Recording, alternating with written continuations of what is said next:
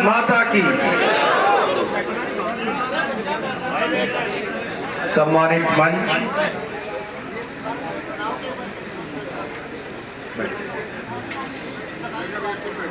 मेरे सामने उपस्थित कई दिनों से लगातार सोशल मीडिया और अखबारों में देख रहा हूं,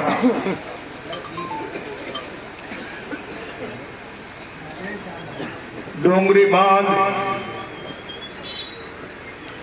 76 गांव के जीवन के लिए चुनौती बन गया है।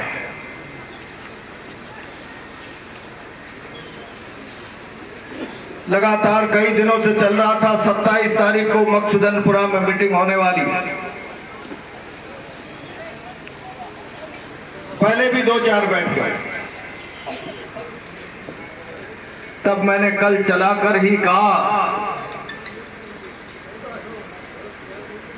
आखिर समस्या क्या है? न नेता है न नेतृत्व, जनता जुट रही। और मैं जब आज आ रहा था, तब मैं 3 किलोमीटर दूर से मोटरसाइकिल से आया। और ये मैं आपको बता नहीं रहा, मैं इस मंच पर खड़े होकर राजस्थान के मुख्यमंत्री को कह रहा हूं, मुख्यमंत्री जी, ये लोग जो मेरे सामने खड़े हैं, जो रेला सड़कों पर किलोमीटरों तक लग रहा है,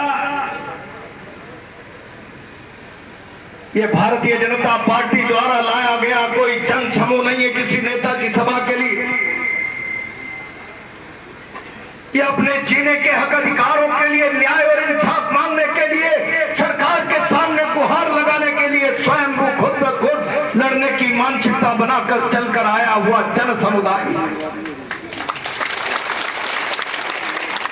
राजस्थान के मुख्यमंत्री जी, इनकी पीड़ा को समझने की चेष्टा करो। मैंने कल परसों आपका बयान पढ़ा था, नवनेरा बांध भर गया है, बिशनपुर बांध भर गया है, प्रकृति की कृपा हो रही, राजस्थान की धरती सच्चे श्यामला बनेगी, राजस्थान खुशहाल होगा। केवल खरीफ की नहीं, रबी की फसलों में भी हम पर्याप्त मात्रा में पानी पा पाएंगे, ऐसी कृपा हो गई। मुख्यमंत्री जी, आप भी जश्न मना रहे हो, राजस्थान की धरती उर्वरा सच्चा श्यामला बनने जा रही है। और 76 गांव का व्यक्ति अपनी से श्यामला उर्वरा धरती छीनने की चिंता में चिंताग्रस्त होकर सड़क पर बैठा हुआ। कौन करेगा इसकी चिंता का समाधान? एक तरफ राजस्थान का किसान खेत में फसल बो रहा है, सपनों का ताना बाना बुन रहा है, पानी ठीक है, फसलें ठीक होंगी, सरकार भी गान गा रही, आन भर रहे, पानी ठीक है, राजस्थान खुशहाल होगा। हम चाहते हैं सारा राजस्थान खुशहाल हो, लेकिन उस खुशहाल राजस्थान का एक हिस्सा बदनसीबी पर नहीं रोके, अपने सामने आने वाली चुनौतियां खतरा बनकर, भय का वातावरण उनके जीवन में उपस्थित नहीं करे। डोंगरी बांध भय का कारण बन गया। मैंने आज कुछ लोगों से बात की,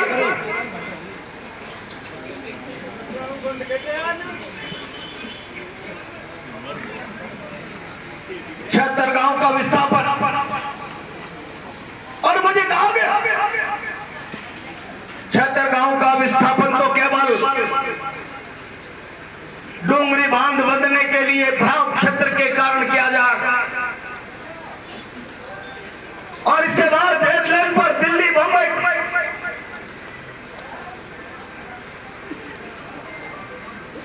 हेडलाइन के चारों तरफ इंडस्ट्रियल कॉरिडोर, औद्योगिक गलियारा बनाया जाएगा, और उस औद्योगिक गलियारा में न जाने कितने किसानों के सपनों को उजाड़ दिया जाए।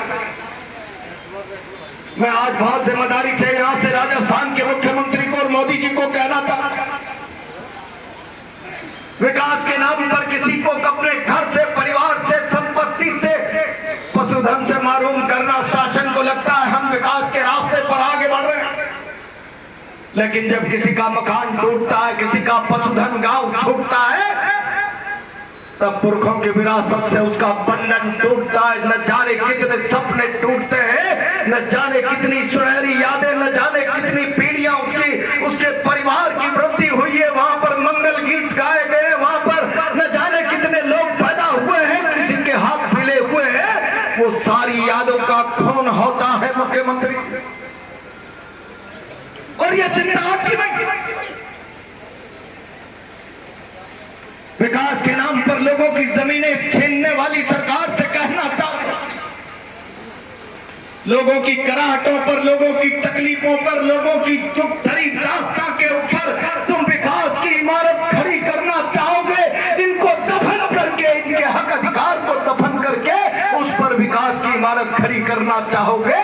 ये विकास की इमारत नहीं होगी, ये विनाश की इमारत होगी।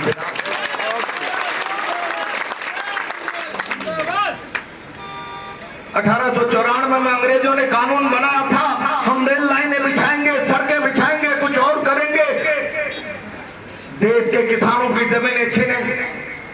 अंग्रेज से छीन सकते हैं, लेकिन राजस्थान में तो जब revenue, land revenue, forest act अंग्रेज लेकर आए तो शायद उनको पता नहीं होगा जल जंगल जमीन आदिवासी की है। मानगढ़ की धरती पर आदिवासी भीड़ उमड़कर खड़ा हो गया गुरु गोविंद के नेतृत्व में। फिरंगी सरकार की संगीनें कम पड़ गई। जलियांवाला कांड से बड़ा कांड मानगढ़ की धरती पर हो गया, लेकिन विदेशी सल्तनत के सामने घुटने टेकने के लिए आदिवासी तैयार नहीं। आज फिर आप कानून की जंजीर इनके पैरों में डालना चाहते हो। लगातार 1894 के बाद सरकारों ने जमीनों के छोटे छोटे अधिग्रहणों को लेकर कई स्टेट लेवल पर अलग अलग कानून बनाए। अभी कोई गोविंद जी कटारिया कौन कह रहे, हम नहीं भूले रणथंभौर के विस्थापन की दास्तां, हम नहीं भूले बिजलपुर की दास्तां को। मैं पढ़ रहा था कल परसों, बिजलपुर में 13 गांव विस्थापन के नाम पर लगभग 60-70 गांव को उजड़ना पड़ा, और 36 गांव ईश्वरदा के आज भी ऐसे हैं जिनको मुआवजा नहीं हुआ। सरकार के सामने मुआवजा मांगते मांगते दर दर की ठोकरें खाने के लिए मजबूर हो गई। तब मैं बहुत जिम्मेदारी से कहना, 2013 में मनमोहन सिंह जी की सरकार ने अंग्रेजों के समय से चलने वाले 1894 के भूमि अधिग्रहण बिल को समाप्त करके कह दिया, जिस फसल जमीन के अंदर 2 फसल लगातार होगी, दुनिया के किसी भी कानून और किसी भी जरूरत के लिए उस जमीन का अधिग्रहण नहीं किया जा सकता। एक्ट बना दिया 2013 का, लेकिन आपने देखा 2014 में शासन का सिनेरियो बदल गया। आज हिंदुस्तान के किसान के सामने चुनौती है, परेशानियां। मैं बहुत जिम्मेदारी से कह रहा हूं, ये हिंदुस्तान के किसान को समझने की आवश्यकता है। मैं इनको रुकवा दो ना थोड़ी देर, हॉर्न वालों, इनकी गाड़ियां बंद करा दूंगा। भैया ये गाड़ी वाले हॉर्न जो दे रहे हैं वो बंद कर दे प्लीज। हमने देखा स्वामीनाथन आयोग की सिफारिशें आ गई, हिंदुस्तान का किसान एमएसपी की गारंटी के लिए सड़कों पर आया। आपको अपने संघर्ष के मैदान में कूदने से पहले इस दास्तां को जुबानी तौर पर नहीं, दिल में भी याद करके चलना पड़ेगा। डबल इंजन की सरकार का नारा देकर इस देश को में भ्रम पैदा करने वाली सरकार, जब हरियाणा और पंजाब का किसान एमएसपी की गारंटी के लिए दिल्ली की ओर आगे बढ़ा, तो शत्रु देशों की सेनाओं के साथ जिस प्रकार का बर्ताव किया जाता है, दिल्ली की सीमा पर, हरियाणा की सीमा पर कांटों के तार बिछा दिए गए, बॉर्डर पर जिस तरीके से अवैध सुरक्षा सीमेंट की दीवारें खड़ी करके की जाती है, उस तरीके से हिंदुस्तान के किसान को दिल्ली की सल्तनत तक अपनी आवाज नहीं पहुंचा सके, पूरी ताकत के साथ दीवारें खड़ी करके रोक दिया। और उसका परिणाम यह हुआ, हिंदुस्तान का किसान 1 साल से ज्यादा समय तक सड़कों पर पड़ा रहा। दिल्ली की सरकार के कान में जू नहीं रहेगा, जू नहीं रहेगा। 1000 किसानों का बलिदान हो गया। और दिल्ली की सरकार के कान में जू तब रहेगा जब उत्तर प्रदेश का चुनाव हो गया तो सवेरे 8 बजे भारत के प्रधानमंत्री आंदोलन से माफी मांगकर किसानों के बिल वापस लेने की घोषणा करते हैं। इनका रिश्ता जनता की तकलीफ से, इनका रिश्ता किसान के हक अधिकार उसके साथ न्याय और इंसाफ से नहीं है। इनका रिश्ता केवल वोटों से है। वोटों के लिए किस प्रकार से इस मुल्क को भरमाया जाए, किस प्रकार से बेवकूफ बनाया जाए, वोटों के लिए माफी भी मांग लो और वोट निकल जाए तो हिंदुस्तान के किसान को अपने हाल में मरने के लिए सड़कों पर छोड़ दो। 1000 लोगों का बलिदान हो जाए, 1000 लोगों का। आपको दृढ़ता के साथ ये विचार करना पड़ेगा, ये विचार करना पड़ेगा। ये किसान कानून यूं ही नहीं आए, ये किसान कानून आए थे मोदी जी के एक्सपोर्टर निर्यातक मित्रों ने कहा था हमको निर्यात करने में अलग अलग फसलों की वैरायटी में अलग अलग कलर में परेशानियां आती है। अगर हम 1-1 लाख कानूनन बीघा जोत हमारे पास ले लें किराए पर, तो फिर हम निर्यातक अच्छे तरीके से बनकर पैसा अर्जित कर सकते हैं।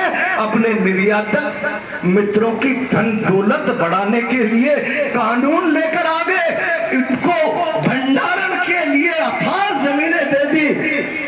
और आज ये जो कॉरिडोर हो रहा है क्या है? मैं राजस्थान के मुख्यमंत्री जी से कहना चाहता हूं, हो सकता है ये किसान भ्रम में हो, मैं भी भ्रम में हूं। मुझे कहा गया है कि अभी ये जो डूंगरी बांध बन रहा है, ये न पानी पीने के लिए बन रहा है न सिंचाई के लिए बन रहा है, ये इंडस्ट्रियल कॉरिडोर औद्योगिक परिसर के लिए वाटर रिजर्व टैंक बनाया जा रहा है। इंडस्ट्रियल कॉरिडोर क्या, औद्योगिक गलियारे के लिए कॉरिडोर बनाया जा रहा है। अब आपकी भावना का खून करके पूंजीपतियों की विकास की इबादत मोदी जी और भजन लाल जी अपनी कलम से लिखना चाहते हैं। अगर ये सच है, मुख्यमंत्री जी मैं चाहता हूं नहीं कह रहा, आप तय करिए। 1 महीने से राजस्थान का डोंगरी क्षेत्र का किसान सड़कों पर बैठा है, चिल्ला रहा है, तुम इसकी अनदेखी किए जा रहे हो लगातार। अगर ये सच है तो बताइए, अगर इस बांध में से इलाके के लिए पीने और सिंचाई के पानी का प्रबंध नहीं और केवल धन्ना सेठों के औद्योगिक गलियारों के लिए ये है, तो मैं आज इस मंच से घोषणा करता हूं, मुख्यमंत्री जी बहुत सरकारों के सामने संघर्ष किया है, आप तो नाम मात्र की सरकार चला रहे हो। दूध का दूध, पानी का पानी, इनको बताइए वस्तु स्थिति, नहीं तो जरूरत पड़ी तो ईंट से ईंट आपकी बजा देंगे। ये मैं कहना, क्या करना चाहते हो? 2-2, 4-4 गांव उजड़ते हैं, पीढ़ियों तक उजड़ने का दंश नहीं झेला जाता। 250-250 गांवों को आप यहाँ से विस्थापित करोगे और 250 गांव अपने पशुधन को लेकर इतना बड़ा कारोबार लेकर उनको जमीन जायदाद कहाँ दी जाएगी, कहाँ शिफ्ट होंगे? क्या आप इस इलाके में छपनिया अकाल लाना चाहते हो? जब छपनिया अकाल आया था तो अपने पशुधन को न चारा है, न कुछ है, न व्यवस्था है, तिलक लगा लगा कर, पैर पूज कर, रो कर घर के मालिकों ने अब भगवान के हवाले तुझे कर रहे हैं। हमारे बस की बात नहीं है। क्या तुम जानबूझकर डोंगरी क्षेत्र के लोगों के सामने आर्थिक रूप से छपनिया अकाल के हालात खड़ा करना चाहते हो? जाओ, तुम्हारी जमीनें छीनी जा रही है, तुम्हारे जानवरों को बेहाल बदहाल किया जा रहा है और कोई तुम्हारे विस्थापन की भी कोई योजना नहीं। क्या तुम्हें पैकेज देंगे? क्या तुम्हें समृद्ध और शक्तिशाली रूप से विस्थापित करने के बाद तुम्हारे जीवन में क्या वैश्विक बदलाव लाया जा सकता है? कोई योजना नहीं, लोग भयग्रस्त। और मुख्यमंत्री जी, मैं बहुत जिम्मेदारी से कह रहा हूं, रुक जाइए, मैं बहुत जिम्मेदारी से, ये जो मेरे सामने व्यक्ति बैठा, ये कोई प्रहलाद गुंजल का भाषण सुनने नहीं आया, या किसी मुख्यमंत्री, प्रधानमंत्री या किसी दल के नेता का इंतजार नहीं कर, ये भय के कारण आया। और जब प्रजातंत्र में जनता भयग्रस्त होती है तो संविधान की आत्मा रोती है। सरकारें प्रजातंत्र में जनता की सुरक्षा की गारंटी है, भय का कारण नहीं बननी चाहिए। सरकार का एक एक कदम जनता में सुरक्षा का भाव पैदा करने के लिए, न्याय और इंसाफ के लिए होना चाहिए। उनमें भय पैदा करने के लिए, उनमें डर पैदा करने के लिए, अब मेरे भविष्य की पीढ़ियों का क्या होगा, आने वाला समय मेरे लिए कितना तकलीफ और दुखदायी होगा, सरकार का ये विकास के नाम पर किया जाने वाला ढंग मेरे जीवन में कितने अभिशाप लेकर आने वाला है, ये भय जब सरकार का लोगों के मन में बैठता है तो भारत के संविधान की आत्मा रोती है। संविधान कहता है by the people, for the people, of the people, जनता के द्वारा, जनता के लिए, जनता की सरकार। और यही संविधान की ताकत है, यही सरकारों की ताकत है, ये जनबल ताकत है, जन विश्वास ताकत है। इनके भरोसे का कौन मत करो, भरोसे को ड्रामे मत बनो, नहीं तो इस डोंगरी बांध की जगह किसी गंगा जी में आपकी सरकार को उखाड़ कर फेंक देंगे। मैं ये कहना और इसीलिए मैं आज यहाँ जितने लोग बैठे, मैं कोई राजनीति करने नहीं आया। जब गरीब की कराहट कानों तक आती है तो आत्मा मचल जाती है। गरीब की दुख भरी बात कभी कानों तक आती है तो हृदय उद्वेलित हो जाता है। मैं कई दिनों से सुन रहा था, इसलिए चलकर आ गया हूं आपके बीच। और इसी क्षेत्र का व्यक्ति इस राजस्थान के महत्वाकांक्षी प्रोजेक्ट का विरोध कर रहा है। मैं राजस्थान के मुख्यमंत्री से कहना चाहता हूं, मुख्यमंत्री जी, मैं ईआरसीपी का विरोध नहीं कर रहा हूं, मैं विकास की किसी महत्वाकांक्षी योजना के खिलाफ नहीं। और अगर आप राजस्थान के मुख्यमंत्री हैं तो 2004-5 के प्रहलाद गुंजल के भाषणों को निकालिए। तब तो आप भरतपुर के एक साधारण पंचायत के सरपंच हुआ करते थे। तब मैंने कहा था चंबल बेसिन में बहकर जाने वाली नदियों का पानी यमुना जी में जाता है, राजस्थान प्यास से तरसता है, राजस्थान की उर्वरा धरती सिंचाई के बिना महरूम रह जाती है। किसान मेड़ पर देखता है, अगर मेरे खेत में भी कल कल करता हुआ थोड़ा बहता चला आता किसी नहर का, किसी समुद्र बांध का, तो मेरी सच्चे श्यामला धरती मेरे पेट को पालने के लिए मुझे सहायता करती, मुझे मदद करती।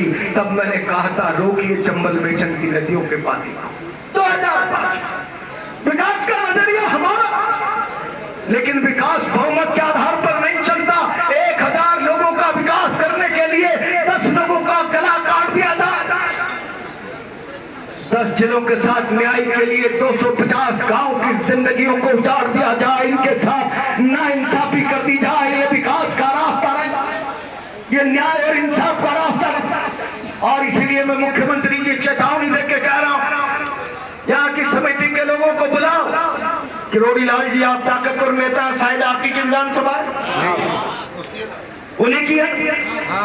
मैं आपसे अनुरोध कर रहा हूं, आप किसानों के साथ ब्लैक मार्केटिंग करने वाले कई धन्ना छोटों को रोज छापे मार रहे, लेकिन आपके इस विधानसभा क्षेत्र में आपकी सरकार इनकी जमीनों पर छापे मार नहीं रही, डाका मार रही है। इस डाके को रुकाने का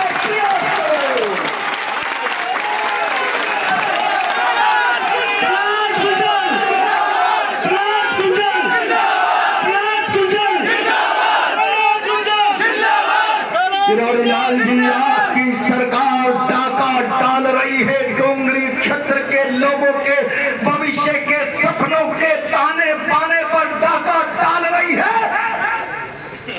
आइए, मैं आपको निमंत्रण दे रहा हूं, आपको कह रहा हूं, एक सच्चे जनप्रतिनिधि होने का दायित्व निभाई और खड़े हो। मैंने राजनीति में आपको बड़ा भाई माना, आज आप और हम दोनों विरोध में, लेकिन मैं इस मंच से वचन दे रहा हूं, डोंगरी बांध की लड़ाई का झंडा पकड़ो, प्रहलाद गुंजल भुजा बनकर तुम्हारे साथ खड़ा है।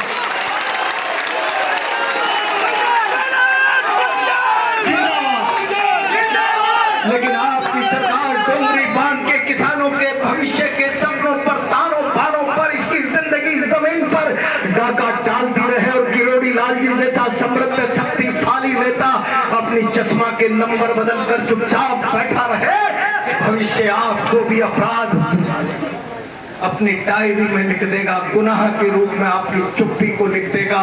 मैं आपको बड़ा भाई मानकर आगाह कर रहा हूं, आपसे निवेदन कर रहा हूं, हो सकता है ERCP 10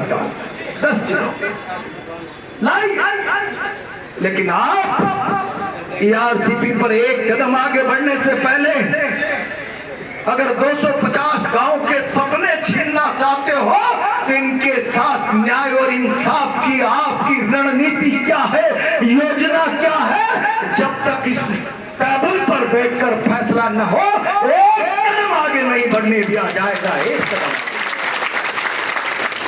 और मैं आज आपसे कहना चाहता हूं, मोदी मोदी के नारे लगाने वाले लोगों कोई हो तो सुन लो कान खोलकर।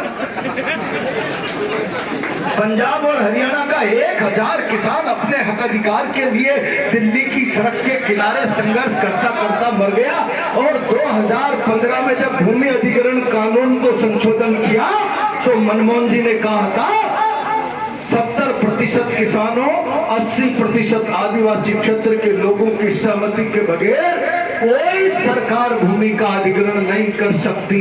जब तक जन पंचायत में 80% आदिवासी क्षेत्र में, 70% आम क्षेत्र में जब तक सहमति नहीं बन जाती। मोदी जी पता ही नहीं इस मुल्क। मैं तो आज कानून पढ़ रहा था, मेरे साथ कोटा से एक विद्वान अधिवक्ता हरीश शर्मा आए हैं, मैं उनसे कह रहा था जरा देखिए ये मनमोहन सिंह गवर्नमेंट का एक्ट मेरे हाथ में है, 2013 के भूमि अधिग्रहण अधिनियम में लिखा है गांव की सहमति के बगैर भूमि अधिग्रहित नहीं हो सकती।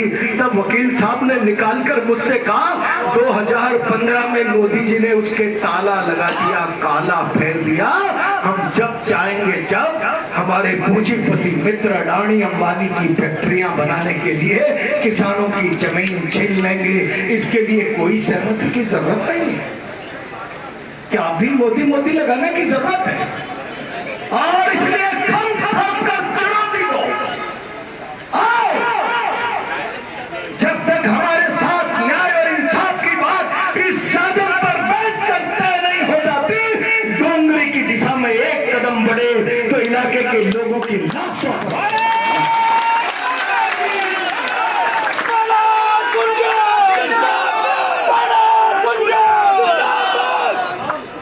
और सच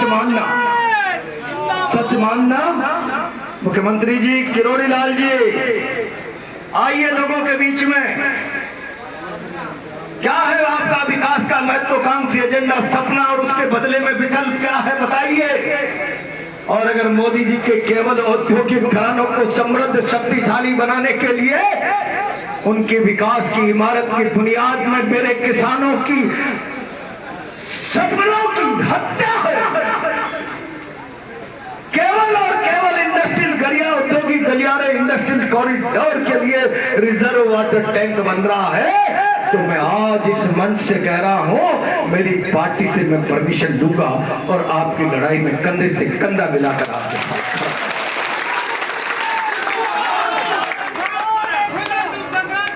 पर कल ये भारतीय जनता पार्टी के लोगों का कल बयान भरतपुर से आएगा, कल धौलपुर से आएगा, करौली से भी आएगा। 10 जिलों की महत्वाकांक्षी परियोजना का विरोध कांग्रेस के नेता प्रहलाद बुंदल ने करना शुरू कर दिया।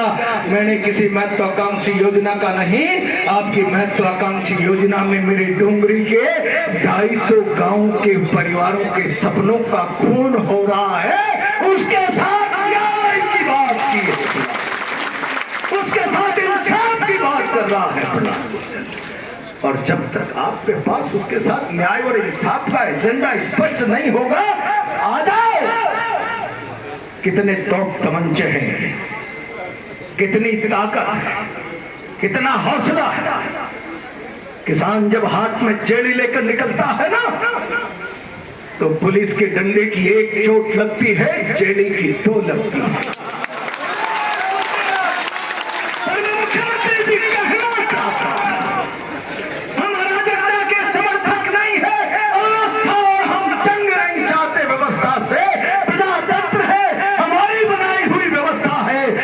जनता ने जनादेश देकर मुख्यमंत्री बनाया है, भले पर्ची से अमित शाह जी ने अपना नाम चिपका दिया, लेकिन जनादेश हमारा है। और इसलिए ये केवल हमारी बात नहीं, सरकार की नैतिक जिम्मेदारी बनती है वो हमारे भविष्य के सपनों के साथ किस तरीके से इंसाफ की इबादत लिखना चाहती है, जरा इसको स्पष्ट करो। कुछ 2-4 दिन में आज मैं आया हूं तो हलचल तो हो, नहीं हुई तो फिर आगे देखेंगे, आगे बढ़ेंगे। और हलचल हो तो आदरणीय किरोड़ी लाल जी जरा बताइए आप क्या क्या योजना है, उसके बदले में क्या है।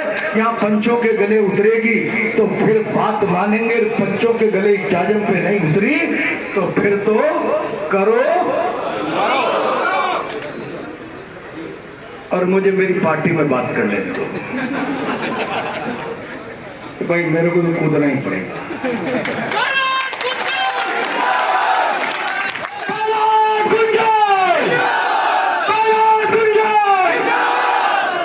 पर कल 10 जिलों की बात करके प्रहलाद गुंजन के बयान का विरोध छपवाने वाले लोगों से मैं एडवांस में कह रहा हूं, क्या तुम्हारे कानून की किताब में ऐसा लिखा है 1000 लोगों के साथ न्याय करने के लिए 50 लोगों का गला काट दो।